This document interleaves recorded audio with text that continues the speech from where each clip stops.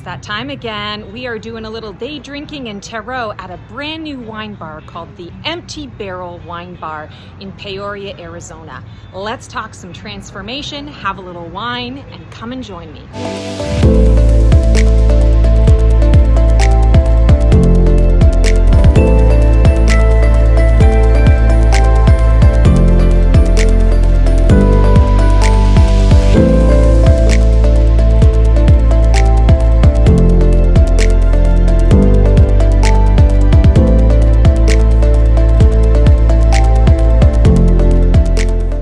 This place is so cool, and it is such a brand new treasure right around the corner from where I live. So this is going to be my new happy place.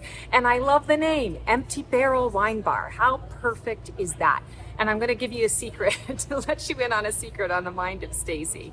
I kept thinking it was like M and T, which are the initials, I thought, the initials of the owners, and it might actually still be that, but I kept like focusing on the MT barrel. I was like, well, that's interesting, MT barrel. And I'm actually really good at mad gaps, but I was a little slow on the uptake with this one. And then all of a sudden a penny dropped and I'm like, oh my God, Empty Barrel, how freaking brilliant is that?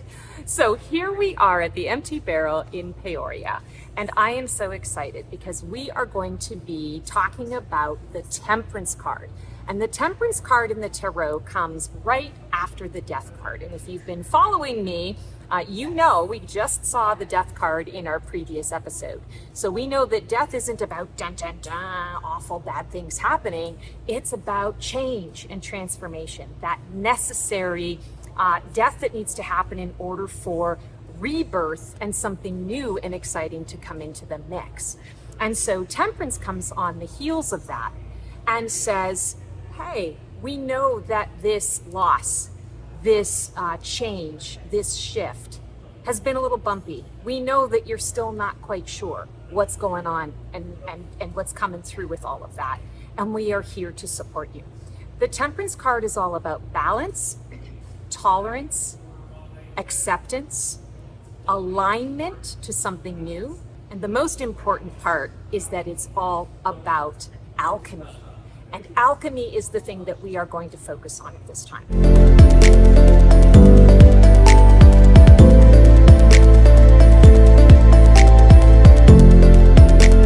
I want to just talk a little bit about the background of this particular card. If you notice here, we have an angel in the card. And the angel only shows up 3 different times in the Rider-Waite-Smith version of the tarot. And this happens to be one of them. And it shows up in the Temperance because it is a divine nod. You know, it's a nod from the divine to say, we understand that you're nervous about this shift. We get that things are a little bit hairy. You know, you're standing on shaky ground right now. You know, maybe the change was chosen, maybe the change was unexpected. Either way, we've got you. This is divinely ordered, divinely ordained. And we are going to help you by encouraging you to mix the lesson that you learned from that Death card and use it to fuel or to feed and nourish what it is that you want to build on the other side of this shift and this change. And who doesn't want a little angelic help when it comes to that? I know I certainly do.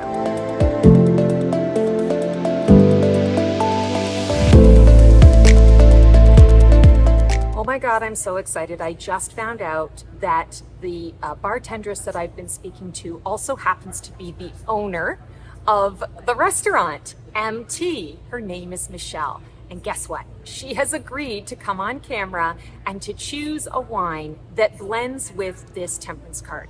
I cannot wait for you to meet her, and I can't wait to see what she's going to come up with for us to try out on this particular day drinking moment. Okay guys, here's Michelle, the owner of Empty Barrel. And Michelle, what have you got for me today in terms of our Temperance card? I actually picked a Roika, which is a Riesling from Chateau Ste. Michelle and a collab with Dr. Lucen. It's one of my go-to summer drinks. I think you're really gonna love it. I'm so excited, thank you. And let's take a look at the wine here. Sure. So it's a white, and it is what? It is a Riesling, you It is a said? Riesling. Let's take a look at Riesling. that. We have them on our self-serve station or by the bottle, whichever you prefer. Oh my goodness, Michelle, I'm so excited. Thank So are we. you. Thank you.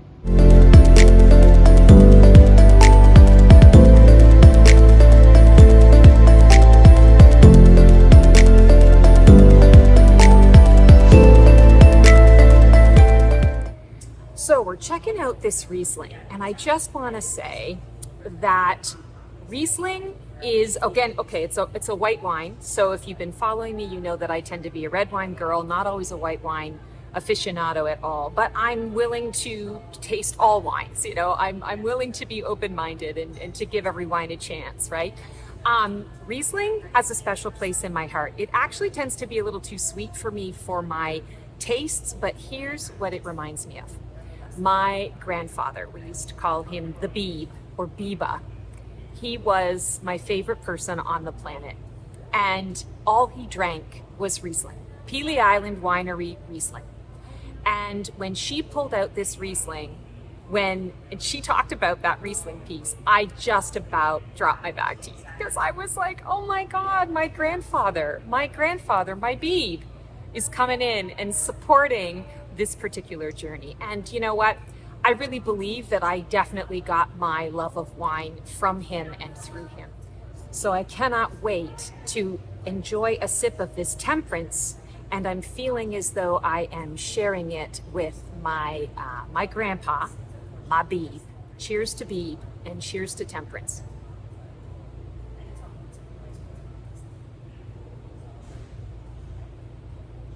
Okay, so woo. It's sweet on the front of the palate. It's got a little bit of that pucker that just hits you right in those little juicers there. And I feel like it is the perfect blend of smooth and the tart.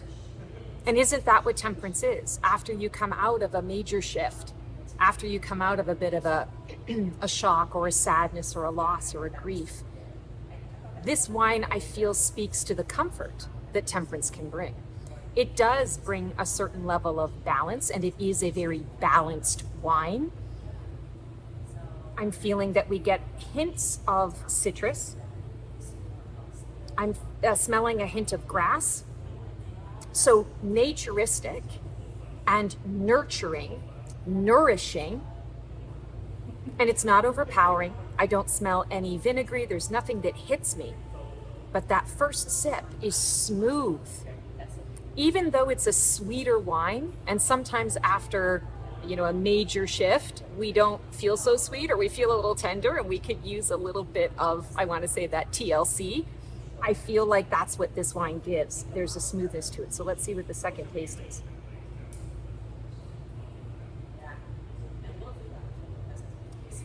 Second taste is interesting. I feel almost like a hint of grapefruit and a hint of pear. You wouldn't normally think to put those two things together. But again, it feels peaceful. And I feel like when we are seeking a little balance after being thrown off balance, peace is what we're actually trying to achieve. I also feel like the acceptance component of this, it's making me laugh because I'm resistant sometimes, right, to the white wines. I'm resistant to the Riesling. Ooh, that's too sweet for me. I might not drink an entire glass of this, but boy, oh boy, am I enjoying the freshness, the comforting energy that is coming with this. So I feel like accepting this is allowing me to accept what has transpired, and it opens me now to being more willing to explore what might be moving forward. And I feel like that is the alignment piece, and that's also the alchemy piece, because alchemy is all about taking two disparate objects and blending them together to create something new and different, and very likely creating something new and different that is going to be more in alignment with that new version of you that you're becoming, or that new experience that is waiting for you.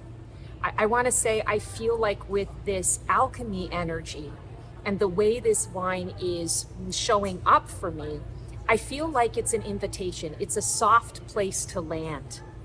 It's the place where I can sit and sip and think. It's not a meal in a glass, the way I like a really good wine to be. And I feel like it's exactly what I need during this transition, because I now am officially in transition. After the death card, we now have the Temperance. And thank you, angels, for making it sweet, but not sickly so. It's sweet in a comforting way. It's sweet in a way that is hopeful.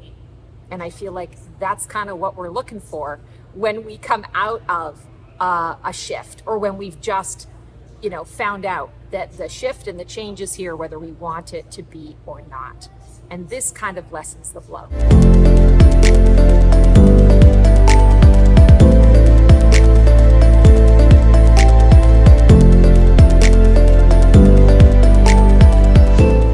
So when I was thinking about what aspect of my own personal transformation journey, my Phoenix journey, I would talk about when the Temperance card came up, I really struggled to kind of find a specific example or analogy. Like, not one thing was coming up. And I realized that that was the actual story that I was supposed to tell, is the fact that I would say for most of my life, there has been that energy of, when life hands you the lemons, it's up to you to make the lemonade, and to learn from all the shifts and changes, and to not see them as happening to you, but happening through you and for you.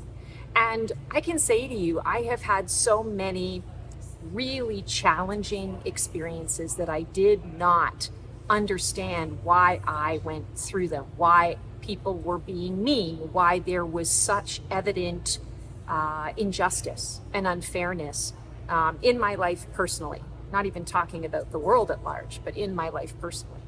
I've been summarily edged out of many different working situations because bosses or bosses' wives, or actually I shouldn't even say really bosses, it's actually bosses' wives, and co-workers would get jealous, would be threatened. And I mean, I'm a team player. I just want to go along and get along. And in those years, in those times, I was very much in people-pleasing mode. So I was very content to be the gal Friday. I was very content to be, sort of on the sidelines, making sure that you have the things that you need to make you look good and to make you shine. And I think sometimes I didn't realize at that time that there was a part of me that was, shining out, wanting to be seen and heard, that I was continuing to kind of squash, and other people saw it and got afraid of it. But there were so many times when I did nothing wrong and ended up either having to leave a position that I really enjoyed, or in one case actually got fired, wrongfully so, but got fired because of other people's games, other people's nonsense and shenaniganery. And I'm not saying here like shirking responsibility. I'm not saying I'm perfect. In these incidents that I'm sort of referring to were very clear, blatant. Everybody could see it. Nobody could really understand 100% why it was happening, but nobody was really, willing to step up and stop it either. So I was kind of on my own. It felt very defeatist. I've had multiple situations like that in my family dynamics, which I'm sure a lot of us can relate to in that regard, where, siblings say one thing or another, everybody's got their own perspective, people have their own motives for things, people want to save their own, cover your own ass. And I mean, I'm guilty of that too. There have been a lot of situations where I've just really felt a bit like the underdog, really felt like no matter how hard I try, it's never enough, right? I never get to that other side. I never see the results or the fruits of my labor. I think I'm going in this direction and I want to get there, and the rug gets pulled out from underneath me.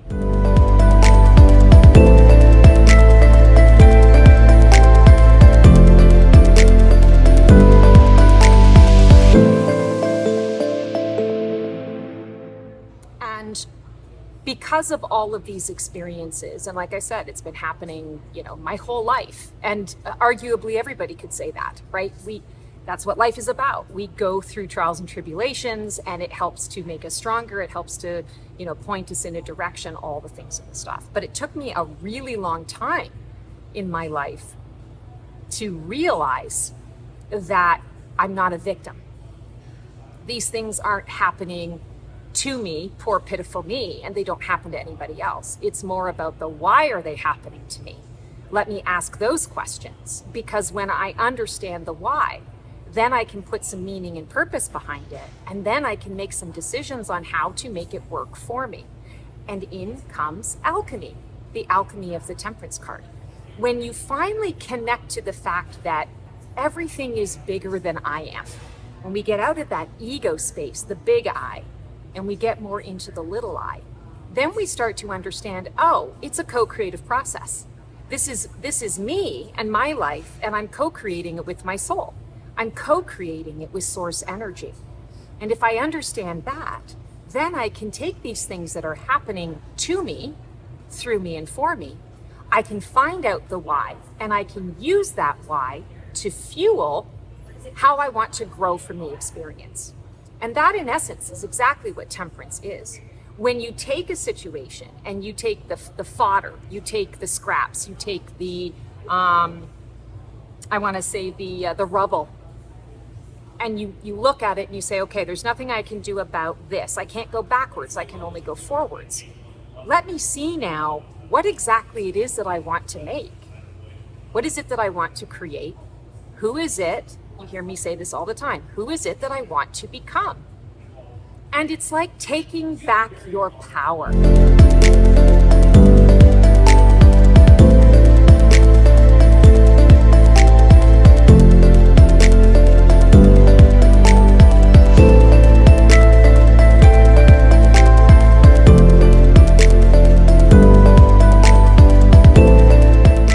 When we get into this space of temperance, it is the divine stepping up and saying, all right, you've had this thing happen. We are with you. And now it's time to get down to business. Let's make use of every detail of this experience, because every detail matters. It means something. And it is going to be nutrition.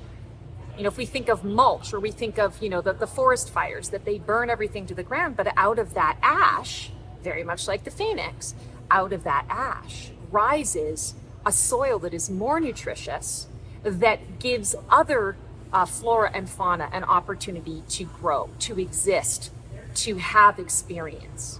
And through that process, everything is reborn, everything is made new again. And that means that you and I can be reborn and remade in every single second of every single day if we choose to see it in that way. And I feel like that's what this card is all about. Reconnection with source, a remembrance that I'm not having to do this alone. I'm not alone, and I'm certainly not having to do this alone.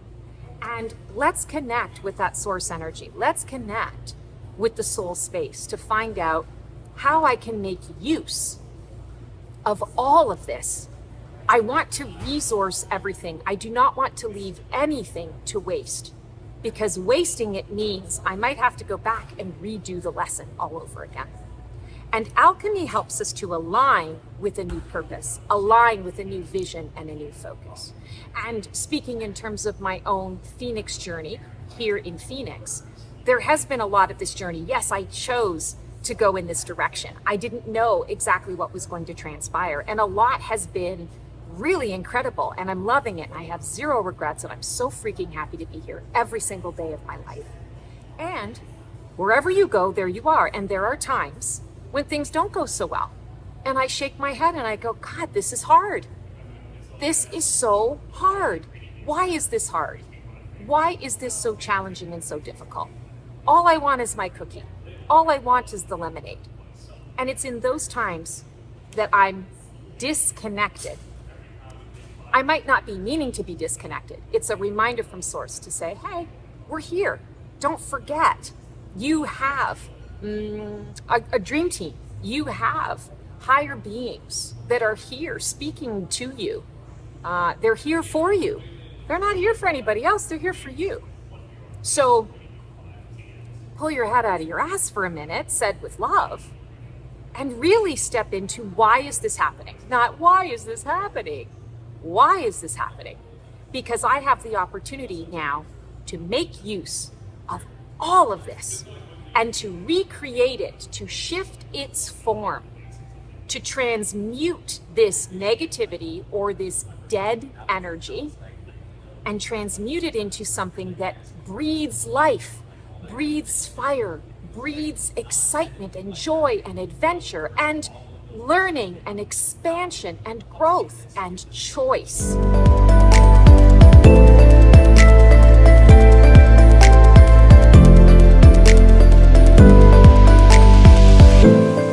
So, I ask you, where in your life is temperance knocking on your door? Where is source energy knocking on your door in your life and saying, let's not look at the negative. Let's not focus on the glass as half empty.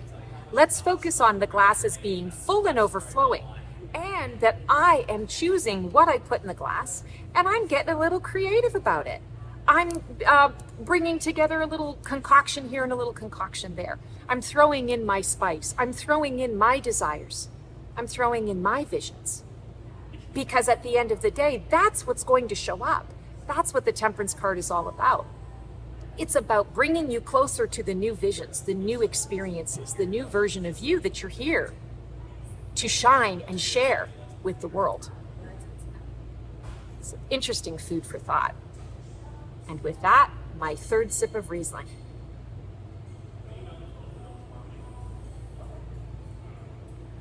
It doesn't have to be hard. It doesn't have to be difficult. Remember, this is the soft place to land. But we have to choose how we wish to look at it and view it.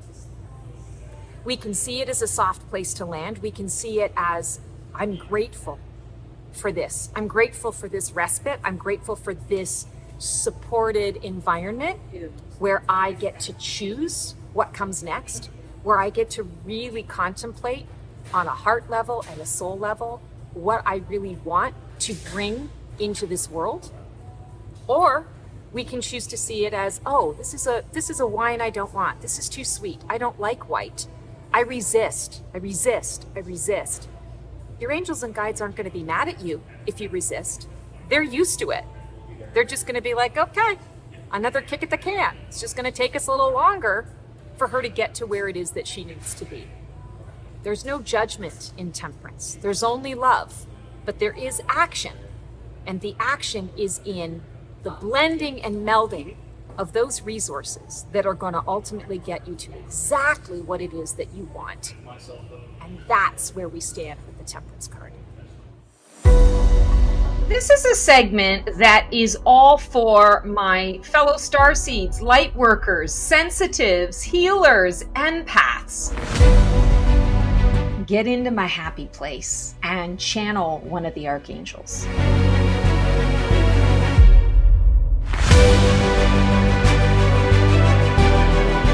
We are going to pull a feather from the feather jar and let's see what the energies want us to know.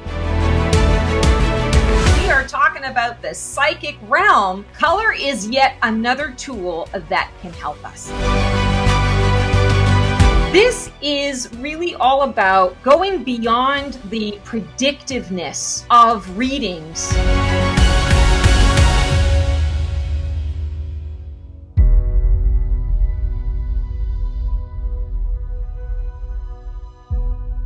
Hello all, I'm Stacy the Black Feather Intuitive and welcome to Playing with the Universe. Up-level your co-creation. I'm always saying 2025 is bringing in the fire fast, so I'm here to help us all focus our energies to up-leveling our manifesting game using that fire. It's time to make use of this energy that is here for us. We now know the game. We've seen behind the curtain, so there are no excuses to creating and living a life that we choose. So let's get to it. If you like what you see here, please like this video and subscribe to the channel. It really helps to get the guidance out there. And feel free to share this video with anyone that you feel could benefit from this type of guidance. So this week we are co-creating happiness. And who doesn't want more happiness in their life, right? And we know, of course, everybody says happiness is a choice, and there is so much truth to that. But we're going to up level that a little bit. And we're going to say, okay, if happiness is a choice, now I'm going to actually become it. So I want you to breathe in that word happiness and really connect to what that word means for you.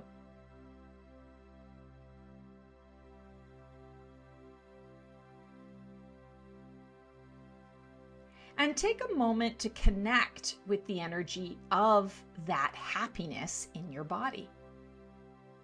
Take note of where you feel it.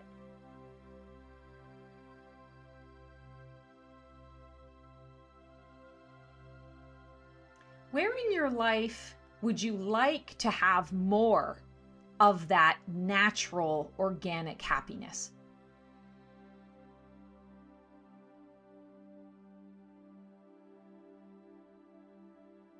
And of course, we could all say, well, I want to be happy in all areas of my life. But this is about getting more specific. Where in your life do you feel that you're not always in that space of happiness? Maybe you're just phoning it in, going by rote on autopilot. Those are the areas we want to focus on.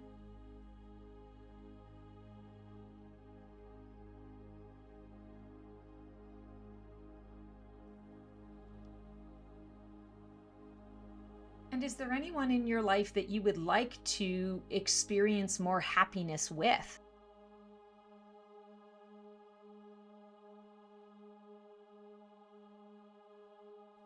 And if you could attach an emotion or a sensation to the concept of happiness, what would it be?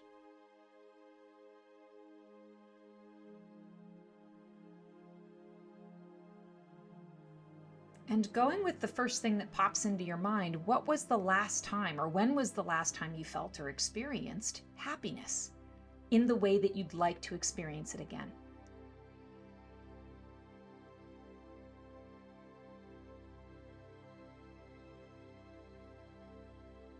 Okay, so now we're going to connect and experience with happiness.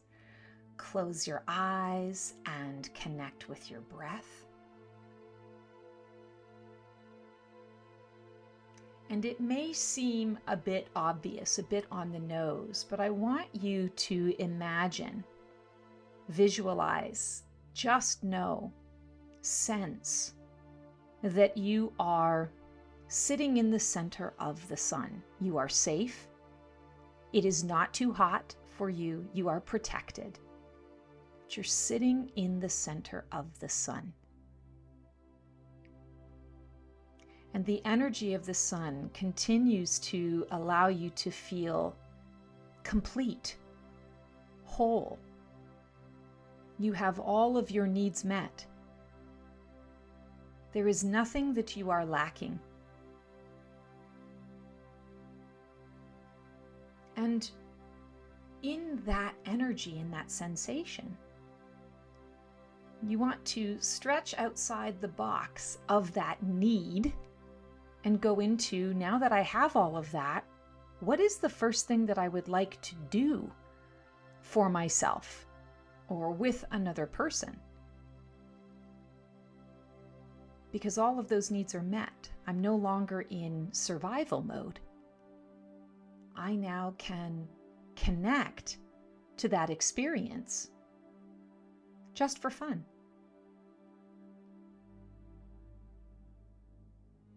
And take a moment to play around with that a little bit, to experience what that feels like.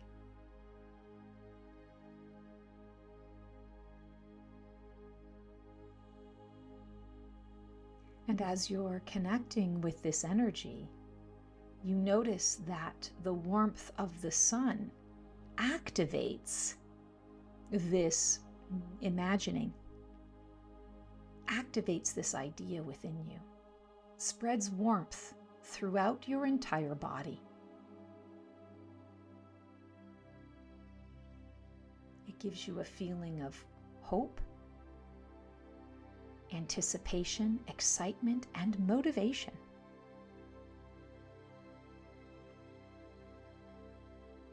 The sun helps us to grow. It helps all things on the planet to grow. And so this is the best way to grow happiness from within, is to bring the light from within and put the focus on that happiness seed.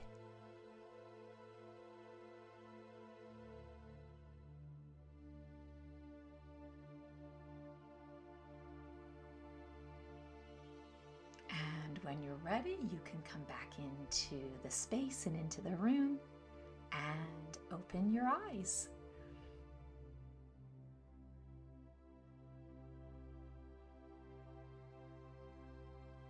And here is our challenge, a way to play with the universe throughout the week to see where and how it shows up in your world.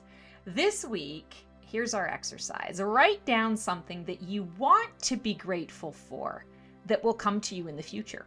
Don't worry about connecting to the gratitude of what you already have. For this exercise, we're going to do it a little bit differently. In order to play with the universe, the goal here is to see the universe provide what it is that you are co-creating. So co-create something you're going to be super excited to receive, and take the time to write out a thank you note to the universe for that very thing. Be playful with the note, be detailed, and think of all the ways that it is going to change your life in a positive way because of this gift. And write it as though it's already happened. And then you can either fold up the piece of paper, you can, keep it in your journal, you can store it away for later, or you can burn it now and release it. Then go out into the world knowing and looking for the ways that the universe is going to bring you that very thing to be grateful for. So our affirmation for today, I want you to just breathe in these words, and I'm going to repeat it 3 times. I am filled with joy and gratitude every single day. I am filled with joy and gratitude every single day. I am filled with joy and gratitude every single day. So I get asked all the time from clients, this weird thing happened to me. Am I crazy or am I psychic? And I always want to say to them, no, you're not crazy. You're absolutely experiencing psychic phenomenon. So let's explore if you have some weirdness going on in your life that isn't saying that you're crazy, but actually means that you got some psychic ability.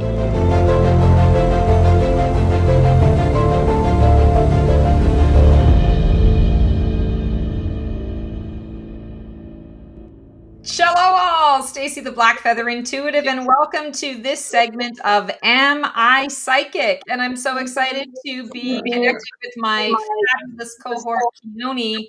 Let's talk some, I'm sure there are some people who've got some questions around experiences that they've had.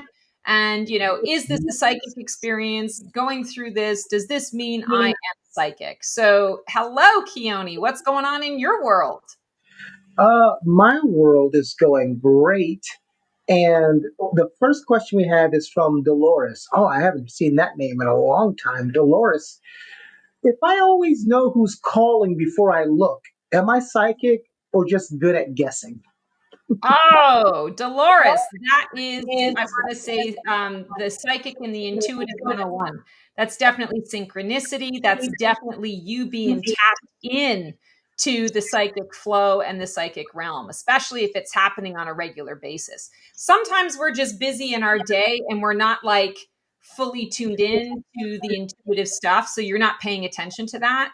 But if you are just kind of, quiet and all of a sudden you get a sense that somebody's going to call and then the phone rings, or the phone is ringing and you're like, I think that's, so-and-so, that's absolutely you tapping into that psychic realm. So embrace that. And you can play with it. You can always take it a little step further. And when you have that thought, you say, okay, I think it's so-and-so, take it to the next level and say, I wonder what they're calling about. What is it that they're calling about? And see if you get a symbol or a word or a color or an image or a feeling. That allows you to continue to play with the universe in that way. But yeah, absolutely psychic. I can be psychic and answer that question. They're calling about money. Okay. If Maybe I in your world, dude. if I finish people's sentences a lot, is that intuition or just being annoying? Oh, that's a great question. I gotta tune in for that one. Oh, and that was from Meredith. I'm getting a lot of throwback names today. Interesting. You know, I'm gonna say to you, I feel like that is if you notice that you're able to do that with somebody that is in your life a lot, I would say that's just you really getting to know that person and understanding how that person ticks. If you can finish people's sentences on a regular basis and you've just, you're at the grocery store or, you're in the doctor's office, you've never seen them or met them before, you've never had that conversation before, and yet you know what they're going to say, that is definitely the psychic and the intuitive realm. And sometimes that can be a little deja vu where it happens to me a lot with clients. I'll know that I have certain clients the next day because I'll just look at my schedule to know, okay, I've got, 5 hours of clients today, or I've got 3 hours of clients. Here's my start time. And it's like I visit these clients in my dream and in the dream state. And so I have these conversations. And then when we're in the session, I'm like, how do I know this? Like, I know this, I feel this. And then, all the way through, I'm like, oh, it's probably because I was, we were connecting in the dream state type thing. So I feel like, yes, it can definitely indicate that you're on a psychic vibe, you're on a psychic plane with that. But if it is someone that I would say it's more that you've just gotten to know who they are and how they tick. Ooh, I like this next one. This is from Tyreek. Can skepticism block psychic ability, or does it just keep you grounded? No, 150% it can block your psychic flow. Um, when I started out on my journey, like I always felt these sort of psychic things. I knew things, but my left brain would constantly get in the way. And PS and FYI, I'm a skeptic psychic. Like I don't, when somebody says that they're psychic, I don't take it at face value. I tune in and I get a feeling or a vibe for, where they're at and what they're doing. And then I choose to engage or to not engage in that capacity. So I think skepticism is important, but extreme skepticism is resistance. It's blocking everything and anything. So I have a fair amount of people actually who call me for the first time and they're like, well, I'm a little skeptical about this kind of stuff, but so-and-so had an experience with you and said, you got to try this out. It's really good or whatever. And I always say it's healthy to have a little bit of skepticism, but you don't want that to literally be the wall that stands between you and I. You want to be more in that space of observer. I'm coming into this with no expectation. I'm coming into this understanding that, yeah, there are a lot of people out there who are full of beans when it comes to this stuff. But you don't want to go in automatically assuming and projecting that onto the experience. You want to be observing, be the observer. When we're in that observance, we're able to receive, and there's a healthy give and take. And then you can discern what works for you, what resonates with you, and what doesn't. But if you're showing up with full-blown skepticism, that's absolutely a block. All right. Brenda says, oh, Brenda, I love you. I always wake up seconds before my alarm. Clairvoyance or just my anxiety? Oh, Brenda, I feel you. I'm going to say that it's anxiety. It's also the body, part of the sort of limiting belief or the way that you've absorbed the information. It's your body gets used to it. Like, oh my God, I'm so anxious. I'm anxious. I'm anxious. Like, I don't want to miss my alarm. I don't want to sleep through my alarm. So your body is going to say, okay, she doesn't want to sleep through her alarm. Let's make sure she always wakes up before her alarm. And that could be an hour before, a half hour before, 5 minutes before. But in a way, you're creating that. So I would say that's definitely anxiety. Do psychic people, oh, this is from Jermaine.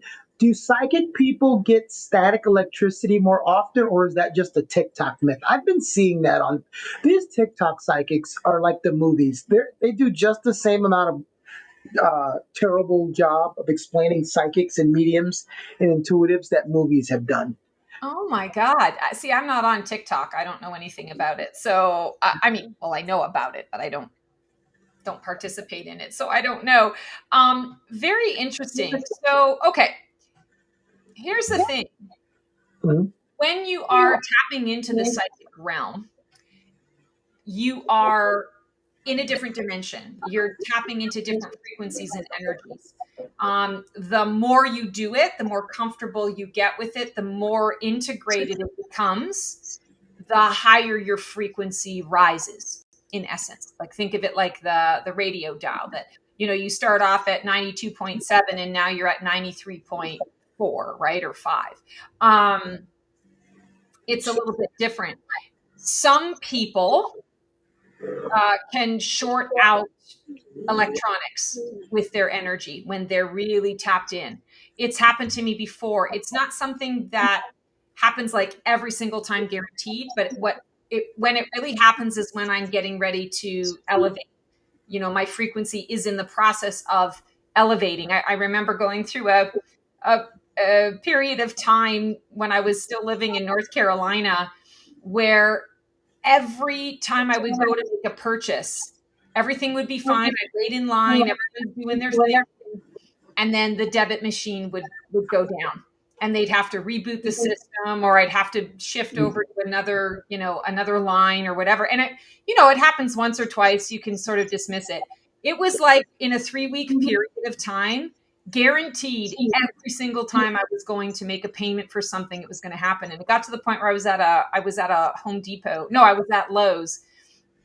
And the thing happened, and the woman was like, I don't understand. And I said, okay, you're going to think I'm crazy, but I'm going to give you my card. I'm putting my card on the counter here. I'm just going to go 10 feet over in this direction. And you just put the card in there and see if it works. And she thought I was crazy. She had pulled like 2 different machines out and she was calling whatever. I walked away and it worked. And she looked at me, eyes wide, and she was like, and I'm like, don't ask. It's been happening. It's a weakness with me. It's not you, it's me.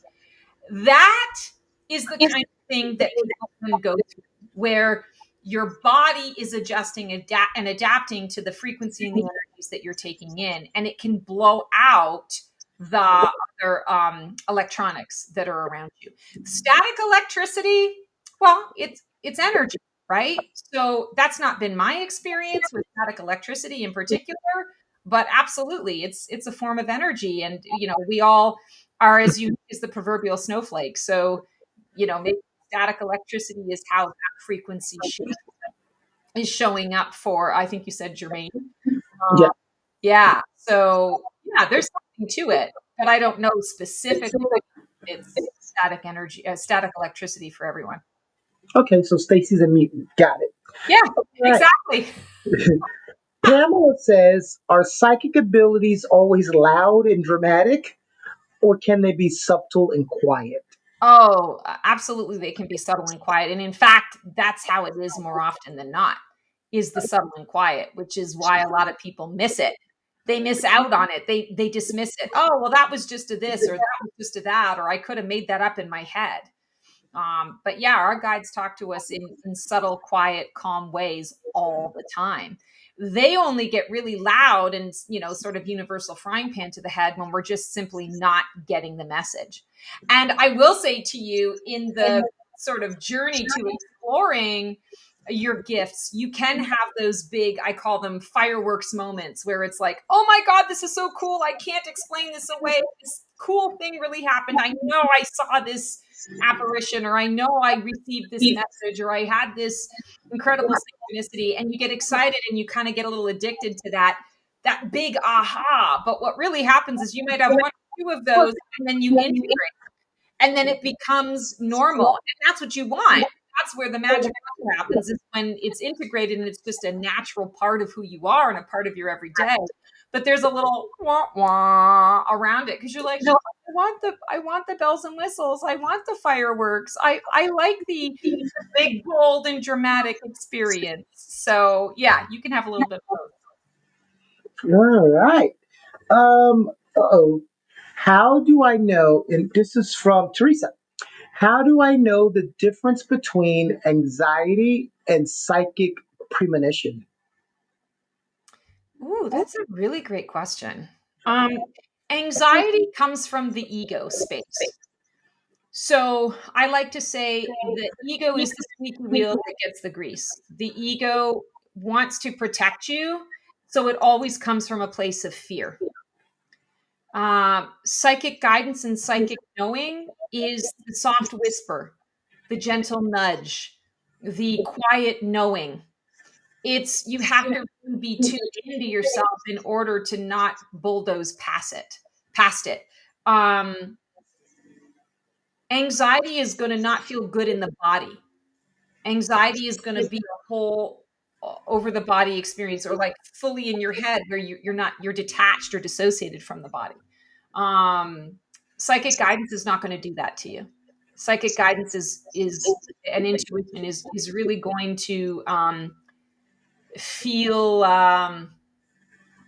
natural, feel normal, feel soft is the best way I can put it.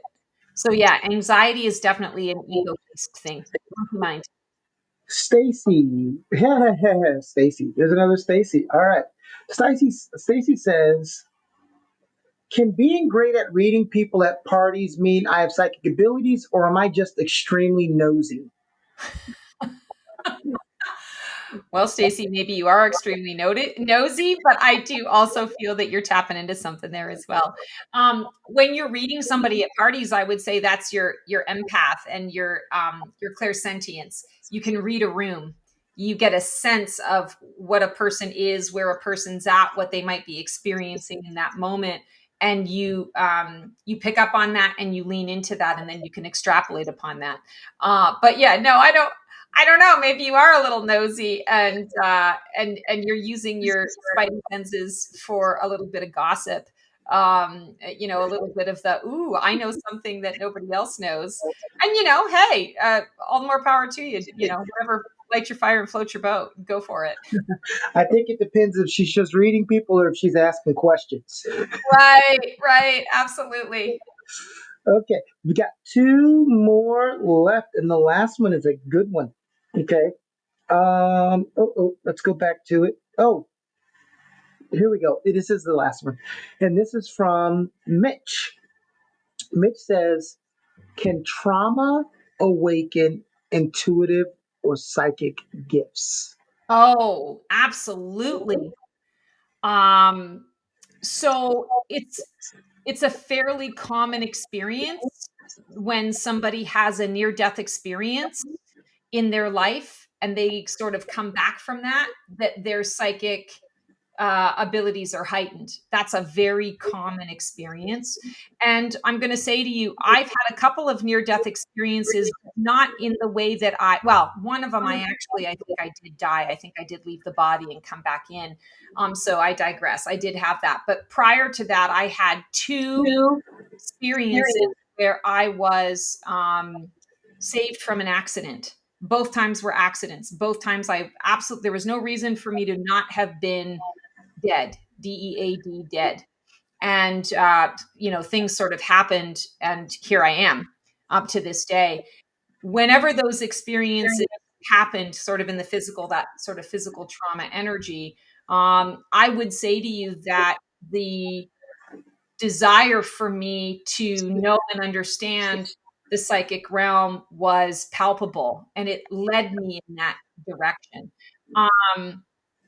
Other people who've actually died and had a full-blown near-death experience and come back, often they come back and they can say and do things and have different skills that they didn't have before the trauma. So yeah, 150%. And I believe a lot of that is because you are going into a different realm and a different dimension in a really intense, really powerful way, That's what I call the universal frying pan to the head. If you haven't been listening, or you haven't been open to a lot of stuff, or it's just part of your divine blueprint that, okay, you've gone this far and you can't get any further unless, we have some big major event for you in order for you to carry on down the path with this next part of your purpose, then that's what you've put in your divine blueprint. Actually, Stacey, I want to squeeze in this one more, if you don't mind. Sure. And this is from Derek. I actually wanted to end it on that last one, but I like this one from Derek because I like anytime they ask you about moon stuff, because I have my opinions on Moon. moon stuff. My moon stuff is the same with Dwayne because the moon affects water and we're made up 70% liquid, Yes. to that effect. If my mood changes with the moon phases, is that a psychic connection? I'm going to say to you, yes, because we are all connected. We are all one, to our fellow humans as well as to nature. And the sun and the moon give us life. Our moods, because it is the water, and the moon does affect the tides, which means it affects us, right? It's in charge of the tides of the ocean, and we are made up of mostly water. There is definitely something psychic to that. And the moon energy is the psychic realm. The sun is the divine masculine. It's the action oriented, in your face. Here's what we're going to do.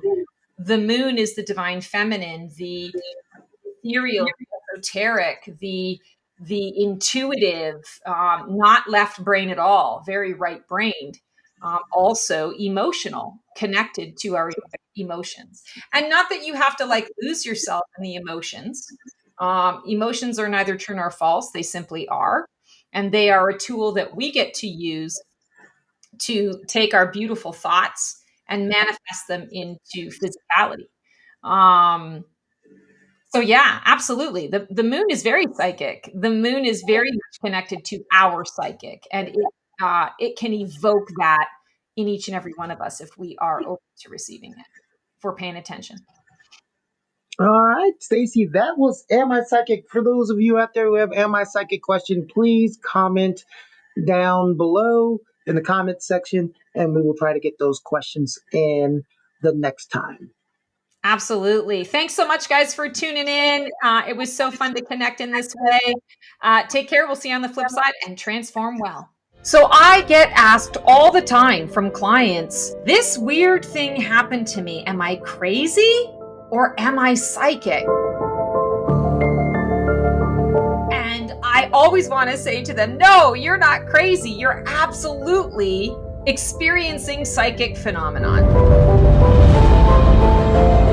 So let's explore if you have some weirdness going on in your life that isn't saying that you're crazy, but actually means that you got some psychic ability.